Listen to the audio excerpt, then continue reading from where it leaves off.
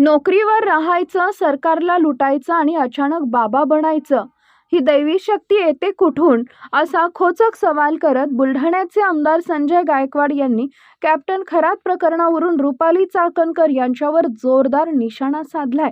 राजकीय नेत्यांनी भोंदू बाबांचे पाय धुवून पाणी पिणं ही महाराष्ट्राची संस्कृती नाहीये, असं म्हणत गायकवाडांनी चाकणकरांच्या कृतीवर तीव्र शब्दात ताशेरे ओढलेत. अशा प्रकारच्या लांगुल चालनामुळे समाजात चुकीचा संदेश जातोय, त्यामुळे या प्रकरणाला वेळीच आळा बसला पाहिजे, अशी मागणीही त्यांनी केली आहे. शिवशाही न्यूज प्रतिनिधी प्रतीक सोनपसारे, बुलढाणा.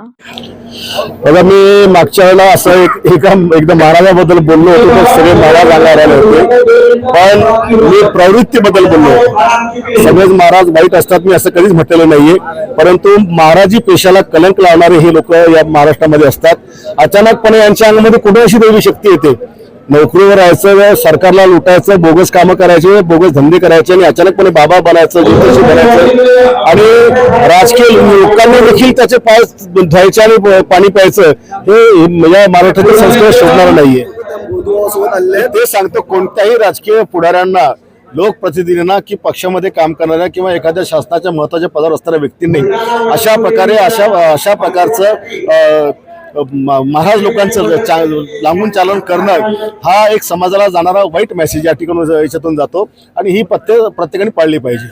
हा तपास पारदर्शी होण्यासाठी नैतिकता म्हणून रुपाली चाकणकर यांनी राजीनामा द्यावा अशी मागणी केली जाते. आता ज्याला मागणी करायची तो त्यांचा वैयक्तिक भाग आहे, परंतु लोकप्रतिनिधींनी अशा गोष्टी टाळल्या पाहिजे, जेणेकरून समाजामध्ये एकदा अशी गोष्ट घडली तर समाज पण त्याला बळी पडतो आणि बळी पडल्यानंतर मग ज्यावेळेला भविष्यात एखादा निर्णय चुकीचा येतो तेव्हा सगळ्यांना पश्चाताप होतो की आपला पूर्ण आयुष्य याच्यामध्ये वाया गेलं म्हणून.